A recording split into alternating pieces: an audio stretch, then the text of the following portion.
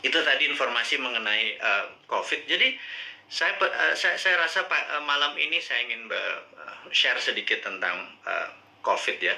Jadi di seluruh dunia sudah 3,2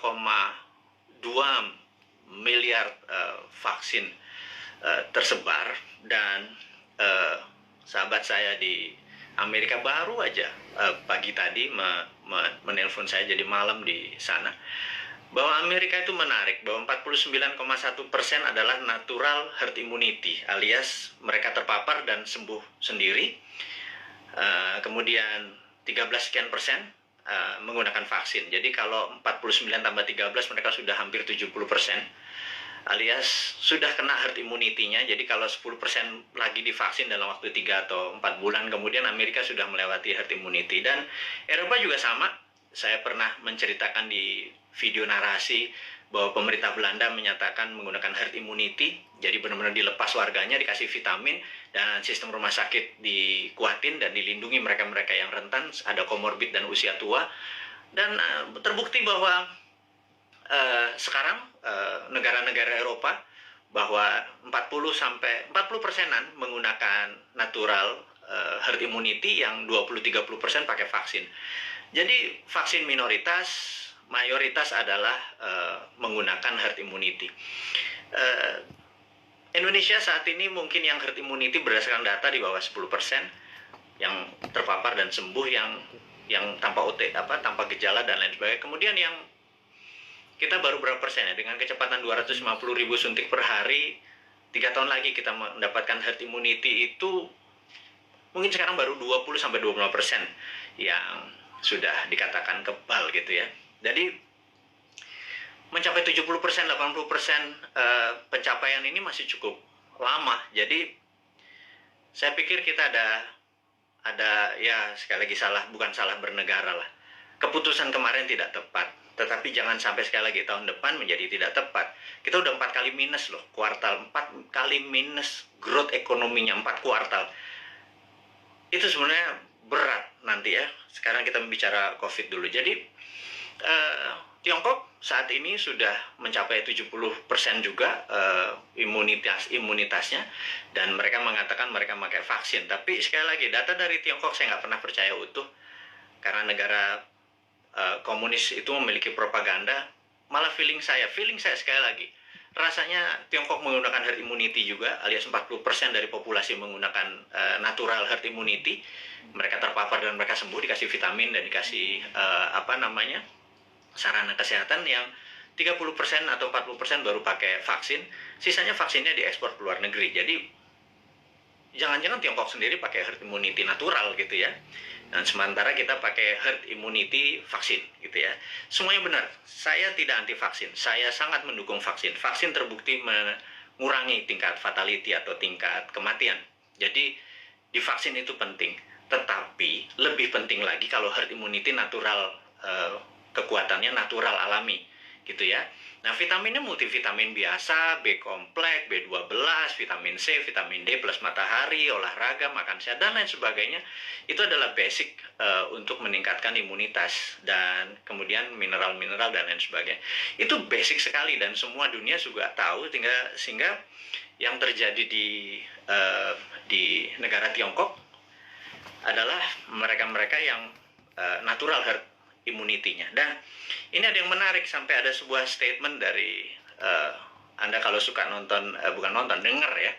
Jadi kalau IG itu kan tempat pamer, jadi dia pamer kekayaan, pamer ke perjalanan, dipamer-pamerin. Kemudian kalau di TikTok itu beda, generasi TikTok sama generasi IG beda. Kalau di TikTok itu Anda harus sombong gitu. Kalau IG begitu sombong Anda diledekin. Kalau di TikTok Anda harus sombong. Anda di rumahnya punya lift, bilang wah gila, rumahnya dia ada lift gitu. Dan nggak ada. Bagi anak TikTok tuh biasa aja. Anak TikTok adalah anak zilenial, anak IG adalah anak milenial.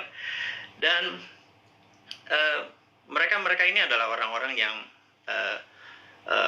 well informed atau terinform bagus dengan dunia digital. Dan jadi sekali lagi kembali ke masalah COVID. Jadi Indonesia memilih menggunakan vaksin gitu ya. sementara negara-negara Eropa menggunakan natural herd immunity. Oke, nggak apa-apa. Yang penting sekarang kita adalah menjadi negara yang harus terbebas dan menang dari COVID. Dan saya sangat menyarankan, ini yang saya sangat menyarankan nih, kan kita kan presiden, negara kita adalah Republik Sontoloyo, jadi Republik Indonesia terkadang kita menyebutnya negara tetangga gitu ya. Jadi kita mengingatkan kepada pejabat saat ini, Mbok jangan pakai apa-apa import gitu ya. Satu, masalah COVID ini adalah masalah import gitu ya, dari luar. Kemudian PCR dan antigennya import. Kemudian alat-alat kesehatannya import. Kemudian masker dan protection disinfektan segala macam mayoritas tuh import gitu ya. Kalau ada gelombang ketiga lagi, mudah-mudahan jangan. Masa kita impor terus ya, flight capital, ya miskin lah bernegara ini.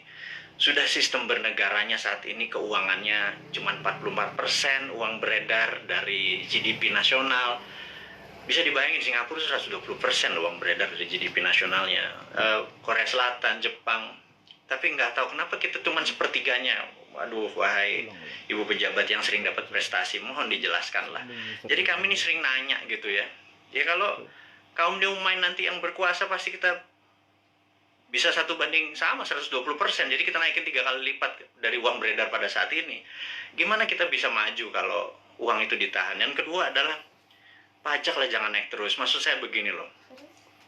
Kalau Anda ingin misalnya PPH yang naik dari 10% jadi 12 atau berapa itu ya. Kalau Anda dulu kami dapat pendapatan 100 gitu, Anda pajak 10. Oke lah. Kemudian Anda naikin jadi 15, tapi kami dapatannya 80 dan Anda nggak ngikut lagi untuk numbuhin. Ya kami juga nggak ikhlas kayaknya ngebayar. Jadi gini lah, kalau memang mau naikin 15%, 20% sekalipun nggak apa-apa. Tapi kalau tahun lalu kami dapat 100, pastikan tahun ini kami dapat 300 gitu. Dengan kebijakan yang Anda mendukung dunia kerja atau dunia UKM. UKM itu paling menderita pada saat ini, entah bagaimana.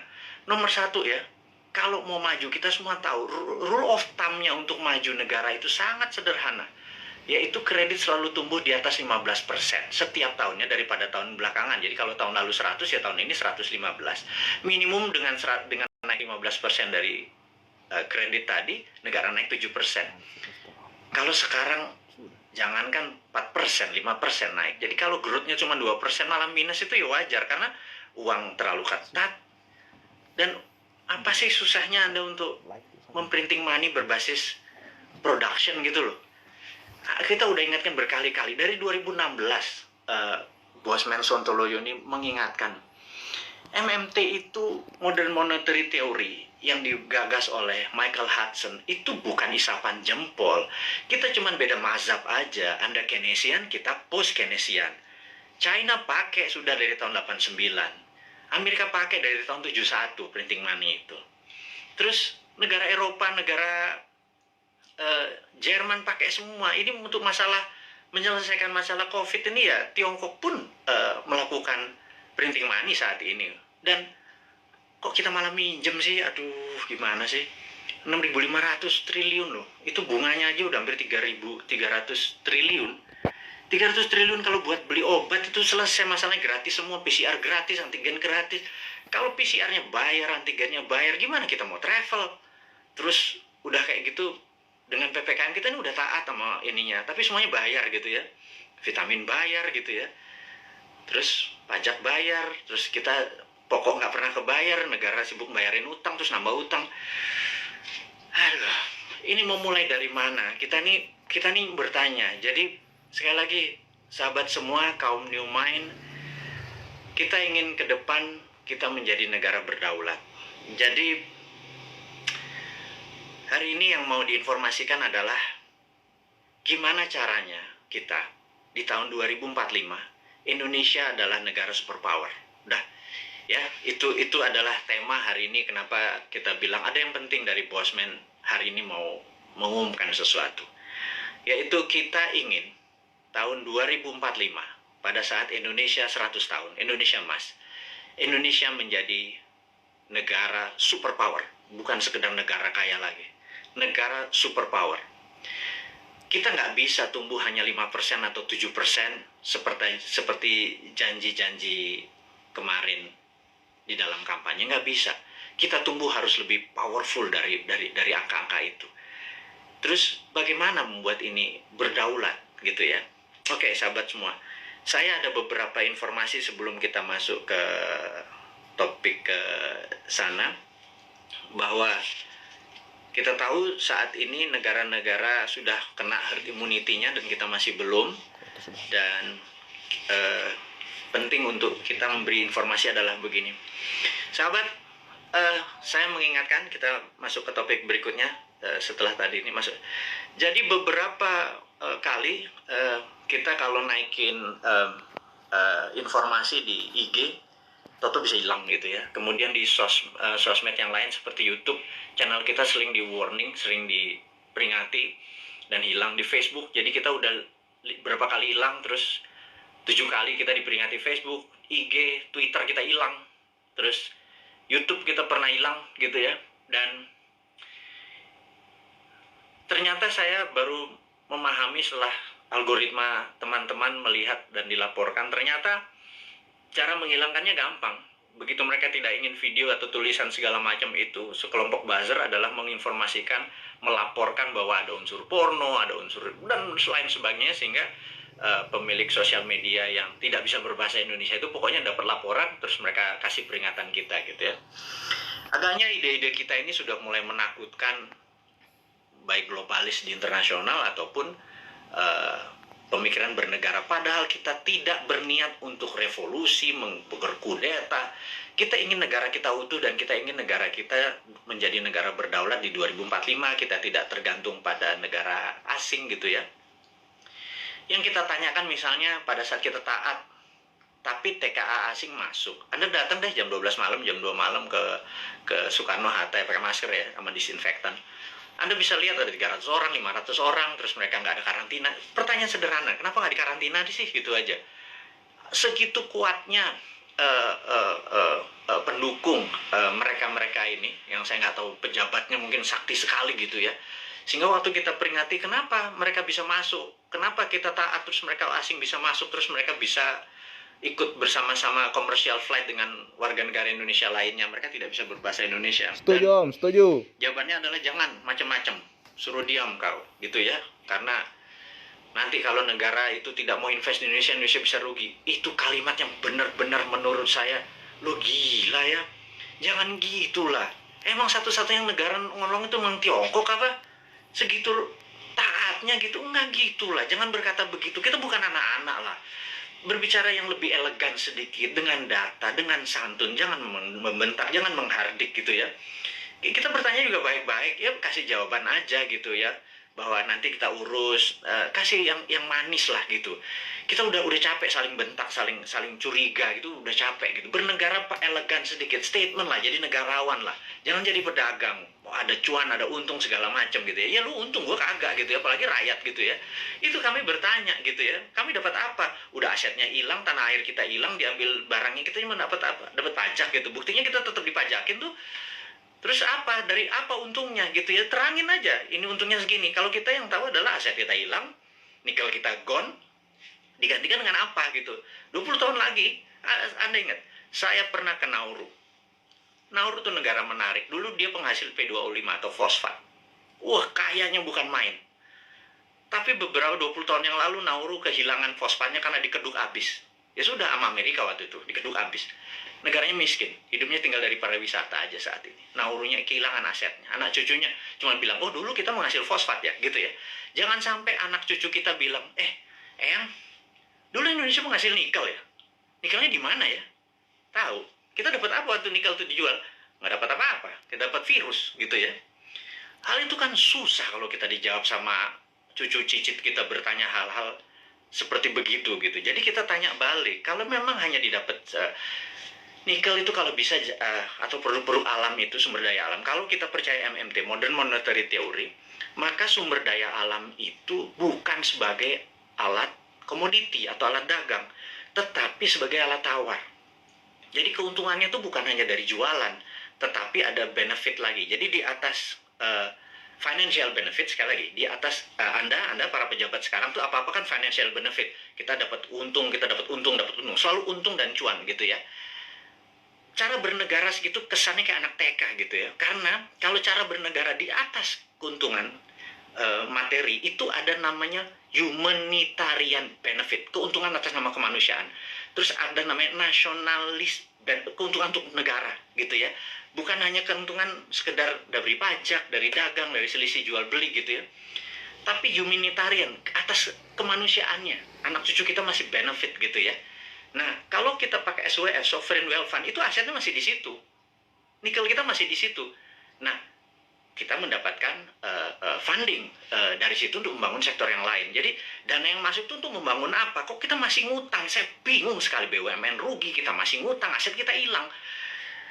Kami ini bertanya loh ya, ini bukan ngomong terus yang dihardik lagi gitu ya. Ini hanya bertanya. Kami ini gelisah, Pak. Kami ini ingin menjadi negara berdaulat dan kami ingin terbukalah.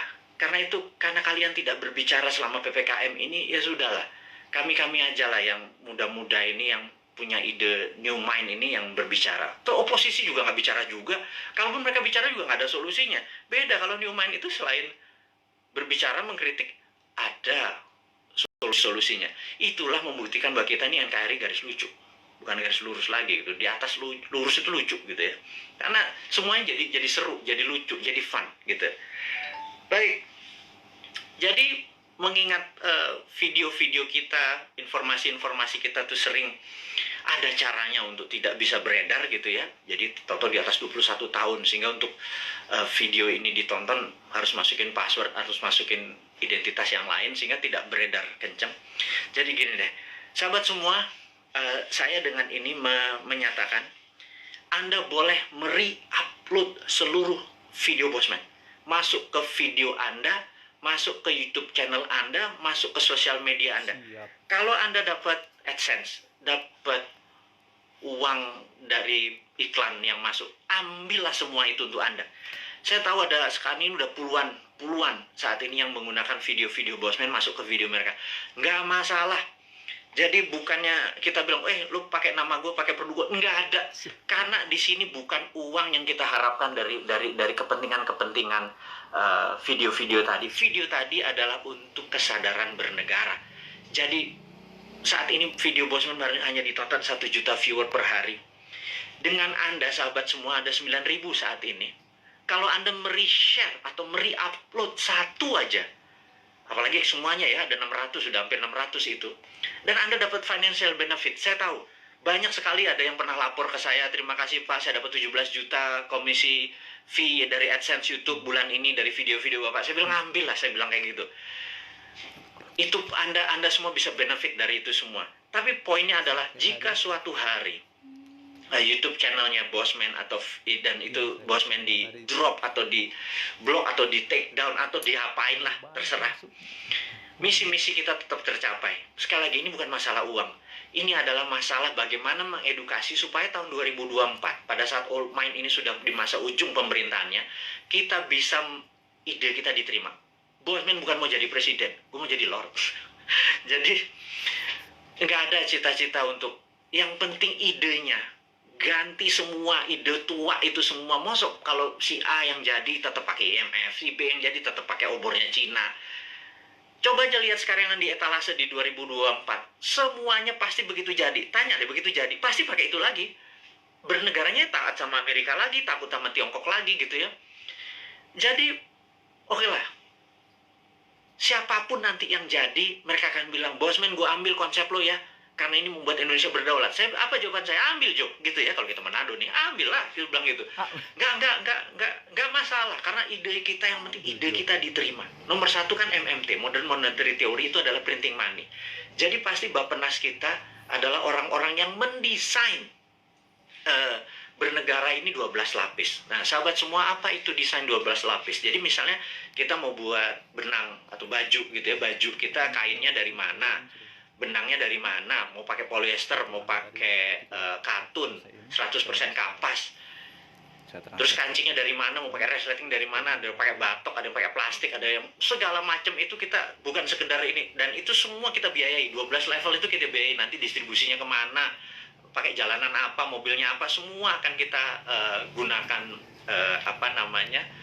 produk-produk lokal. Dan itu pakai printing money. Jadi printing money itu tidak bisa jalan sebelum project itu dihitung cost accountingnya, ya. Jadi John Bollard ini punya tulisan menarik, namanya Economic at War, itu bukunya. Saya ini penggila buku, jadi hari ini kita baca tentang Economic at War. Jadi di tahun 45, pada saat sebelum perang, di tahun 36 sampai 39, pada saat Amerika dan sekutu Amerika, terutama Amerika dulu belum powerful sekali, jadi negara-negara Eropa itu minta Amerika masuk. Terus apa yang dilakukan adalah mereka minta John Maynard Keynes, ada banyak sekali ilmuwan-ilmuwan, tokoh-tokoh ekonom di masa itu disuruh menghitung cost accounting. Berapa kilogram, berapa ton besi dibutuhkan, ferro, berapa untuk buat amunisi, untuk buat baju, untuk buat makan, itu dihitung cost accountingnya, untuk buat pesawat, buat tank, buat mobil, buat dan lain sebagainya, dihitung cost accounting. Berapa modalnya, terus dari mana barangnya, dirinci. Syaratnya sederhana. Churchill waktu itu sangat sederhana. FDR juga, Franklin Delano Roosevelt juga perintahnya sama. Ini dua, Inggris sama Amerika memang kompak banget. Mereka cuma bilang, berapa biayanya untuk kami menang perang? Perang itu ada perang sama Jepang dan perang sama Jerman gitu ya. Mereka menghitung totalnya sekian billion dolar. Itu angka dari langit, billion dolar. Begitu mereka printing money, udah underlay-nya adalah alat-alat perang tadi gitu ya. Ada inflasi? Nggak ada gitu ya. Makanya saya bilang printing money kok ada inflasi. Saya bilang, lu sekolah di mana sih segitu takutnya sama printing money gitu ya. Printing money itu ditakuti kalau tidak ada production yang dibuat gitu ya. Tapi kalau, nah, bukunya baca, namanya The Economic at War. Jadi The Economist at War. Jadi orang-orang memenangkan perang tuh ekonom yang memenangkannya gitu ya. Nah, jadi sama, kita nanti akan sama juga. Kita akan membuat menghitung cost accountingnya, kemudian kita akan printing money, dan UKM kita langsung jalan, ini jalan. Karena kita mau tahun 2024 itu kita menjadi negara berdaulat gitu ya. 2045 kita akan menjadi, dan mulainya dari 2024, karena sekarang kayaknya udah nggak kasihan sekarang ngurusin COVID, terus ngurusin apa, Tiongkok ya udahlah, itu mereka terlalu repot dengan urusan gitu. Nggak mungkin lah bisa menjadi negara berdaulat. Kita cuma ngingetin sekali lagi. Jadi kita harapkan konsep kita ini diterima oleh siapapun yang nanti mau running 2024, konsep kita ini. Jadi kalau Anda, bayangin, ber-9.000 kita, upload, masuk. Anda buat, kalau nggak punya YouTube channel, Anda buat YouTube channel. YouTube channel Anda sendiri, Anda tinggal ambil tulis kita, terus kasih judul-judul yang jangan terlalu negatif atau terlalu clickbait gitu ya. Kasih yang educate, kasih yang fun, kasih yang lucu, dan lain sebagainya. Sehingga ribuan atau jutaan orang. Saat ini ada 180.000 orang yang ada di internet. Ada 180 juta. Jadi saya harapkan teman-teman bisa memanfaatkan. Kalau Anda dapat 1 juta per hari, Anda bisa hampir 100 juta itu dari AdSense-nya dari YouTube gitu ya. Pakai aja video-video kita ini untuk di-re-upload, di-reshare, dan pakai akun-akun Anda sendiri. Perbanyak itu semua informasi-informasi itu. Anda boleh mengganti thumbnail-nya, mengganti footage-nya.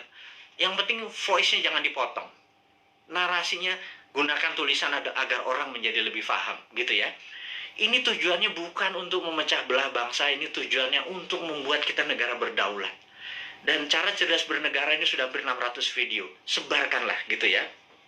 Kemudian sahabat semua, kita saat ini ya tadi ada informasinya adalah untuk upload. Anda sangat diizinkan menggunakan nama Anda, video-video Bosman. Saya harapkan ada 9.000 sahabat ini punya 9.000 akun yang masing-masing taruh semua videonya Bosman, dan Anda dapat faedah yang sama. Sekali lagi, kita baru mencapai mungkin 1% dari populasi. Bayangin dari 180 juta orang yang punya akun di sosial media atau internet, menggunakan internet ini, baru 1 juta yang kita capai. Masih kecil sekali. Gimana cara 100 juta bisa menonton video ini? Dan kalau 100 juta bisa menonton video ini melalui Anda punya channel, ya Anda yang dapat duitnya loh. Bicara itu aja dulu. Di masa pandemi seperti begini, susah bergerak, ya udahlah, YouTube channelnya Anda aktifkan gitu ya. Mudah-mudahan jadi faedah ini bersama. Dan saya mengingatkan bahwa saat ini kita tahu bahwa kita berperang dunia saat ini berperang. Contohnya lagi, bisa dibayangkan bahwa di dunia yang perang dunia pertama, yaitu tahun 1914 sampai 1918, 4 tahun. Itu perang dunia 1. Kemudian perang dunia kedua 40 sampai 45, 5 tahun. Dan kita tahu 2016 waktu Trump menyatakan menjadi presiden, 2017 Trump declare war ke Tiongkok. Tapi bukan world war, bukan perang dunia, tetapi adalah economic warfare dengan salah satu strateginya menggunakan trade war, perang dagang. Itu terjadi, dan begitu itu terjadi maka di tahun 2017, semua ingat, kita mengingatkan dengan waktu itu belum pakai YouTube, di 2019 kita mengingatkan bahwa everything start with the economic warfare, diakhiri dengan military war, gitu ya. Dan di tahun 2020 untuk menjatuhkan Trump, globalis dan Demokrat Amerika menggunakan tool yang namanya biological warfare, yang namanya COVID, untuk menyerang Amerika. Dan pada saat itu yang disarankan oleh mereka menggunakan masker. Tapi Trump punya analisa sendiri bahwa kalau peristiwa dari Spanish flu itu ada 3 gelombang. Jadi gelombang pertama tertinggi, kedua agak rendah, ketiga terendah. Tapi virus pertama itu paling lemah, kemudian agak kuat, terakhir yang paling kuat, gitu ya. Nah, jadi pada saat terlemah ini semua orang terpapar aja supaya tingkat herd immunity-nya tercapai. Dan yang terjadi oleh Trump dilakukan adalah dibebasin aja, toh mereka punya operating sistem dari kesehatannya terbaik di dunia. Dan ternyata terbukti sekarang 49%, 49,1 di Amerika menggunakan herd immunity natural. Dan ini adalah, ya tapi sekali lagi Trump kalah dengan 4 negara bagian yang dalam tanda petik dicurangin katanya. Tapi itu negara Amerika, bukan negara kita. Tapi dia adalah salah satu polisi dunia yang berkepanjangan. Ternyata Biden ini mengambil konsepnya Trump untuk masih berperang juga dengan Tiongkok. Jadi, dan itu adalah perang dunia negara. Kita nggak ikut-ikutan. Tetapi kita di dunia ini perang dengan makhluk yang tidak kelihatan, yang namanya virus corona atau COVID, gitu ya. Jadi begitu dunia saat ini menjadi satu rasa dan perang bersama, inilah yang menarik, bahwa kita harusnya sudah menggunakan war mode atau ekonomiknya at war. Jadi ekonomi itu ada 3, economic at normal condition, economic at crisis, dan economic at war. Jadi harusnya bernegara itu pakai economic at war. Sayangnya sekali lagi mereka nggak paham saat ini, old mind yang berkuasa ini nggak paham bahwa economic at war itu gimana ya, gitu ya. Sekali lagi, itu kadang-kadang kita mengelus dada, gitu ya, kok ya beda lagi strateginya, ya nggak pakai ngutang jelasnya, gitu ya. Harus berdikari, berdiri atas kaki sendiri, every country for their own, negara ngurusin sendiri. Jadi begitu kita masuk perang dunia, yaitu 2020 kemarin, 2021 saat ini kita masih dalam keadaan perang. Dan WHO serta World Bank sudah mengumumkan bahwa perang ini diperkirakan berakhir tahun 2025. Jadi perang ini masih panjang, sahabat semua. Perang ini kan, perang besar itu kan ada battle perang, pertempuran kecil, gitu ya. Ini masih banyak di Jawa sekarang, di Bali itu masih ada pertempuran kecil. Dan kita harus memenangkan pertempuran itu untuk memenangkan peperangan. Jadi bayangin kalau kita baru selesai tahun 2025. Jadi baru sebagian yang tahun 2022 lepas sebagian, 2023 lepas sebagian, dan lain sebagainya. Nah, kalau melihat kayak gini moodnya atau cara bernegara saat ini, tidak juga memahami ini World War III, perang dunia ketiga, karena perang benar, semua negara perang, kok masih nggak declare juga sebagai perang dunia. Ini akan berbahaya bernegaranya. Jadi ya udah, kita sebagai kaum Sontoloyo mengingatkan kaum New Mind ini, Presiden Republik Sontoloyo mengingatkan kaum New Mind, sahabat semua, ini adalah war mode, gitu ya. Sahabat semua, ini adalah World War III. Sahabat semua, kita harus kompak. Sahabat semua, kita harus membangun kekuatan bersama, gitu ya.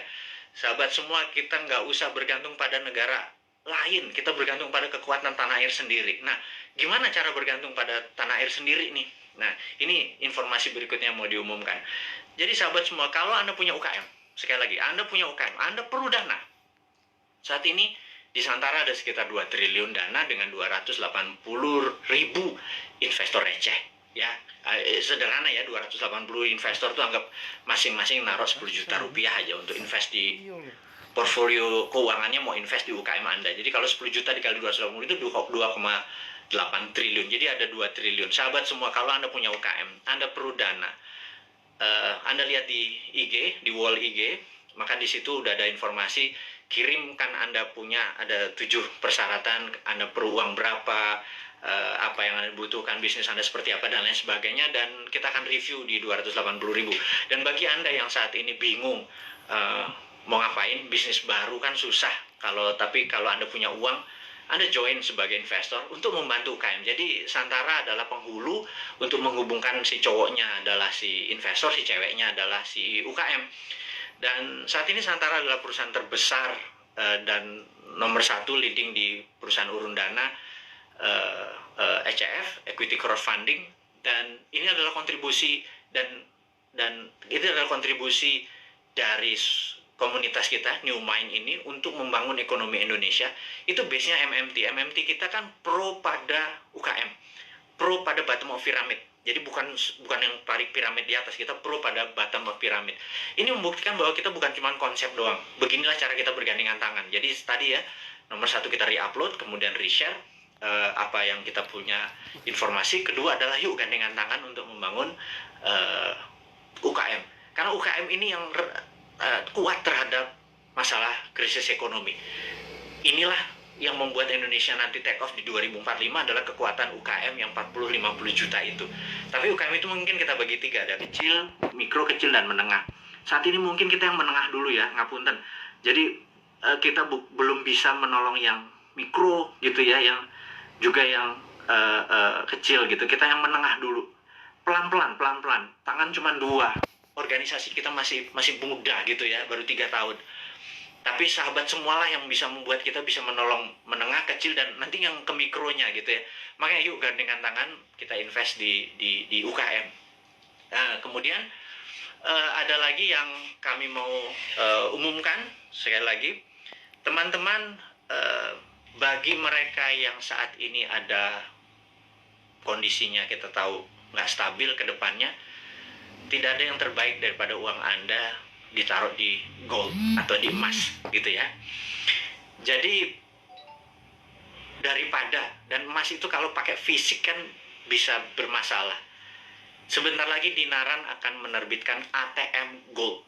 Jadi Anda bisa buka rekening, beli emasnya, Anda bisa ambil kapan saja karena ATM gold ini kita akan ada di kantor kita, kemudian akan ada di semua mall di Jakarta dulu, dan habis itu nanti ada di semua lokasi. Kita ingin lakukan itu segera. Jadi ini semua adalah untuk bakti kita, gimana caranya kita bergandengan tangan ke depan untuk menjadi negara yang powerful. Sahabat semua, sekali lagi saya mau mereview apa yang kita dapat hari ini adalah negara dalam keadaan perang, dunia dalam keadaan perang. Saya sarankan Anda untuk melakukan hal yang sangat penting yang namanya survival mode. Anda harus survive, Anda harus sehat, Anda harus semangat, Anda terus bersatu, Anda terus berjuang mengalahkan masalah ekonomi, masalah kesehatan. Kita bergandengan tangan, kurangi gerak. Jadi pada saat ada masalah dengan keuangan, yuk kita bergandengan tangan dengan Santara. Yuk nabung di Dinaran, dan jangan banyak gerak dulu, sabar. Jadi kita momen ini adalah segalanya. Jadi survival mode. Jadi saat ini ikuti aturan pemerintah untuk PPKM, stay healthy. Teman-teman semua, di akhir informasi hari ini kita ucapkan sehat selalu, semangat selalu, bersatu selalu. Gunakan seluruh kekuatan Anda untuk membangun Indonesia, terus berprasangka baik, terus kompak. Dan percayalah, Indonesia akan menjadi negara berdaulat di tahun 2024 mulainya, dan di 2045 Indonesia akan menjadi negara super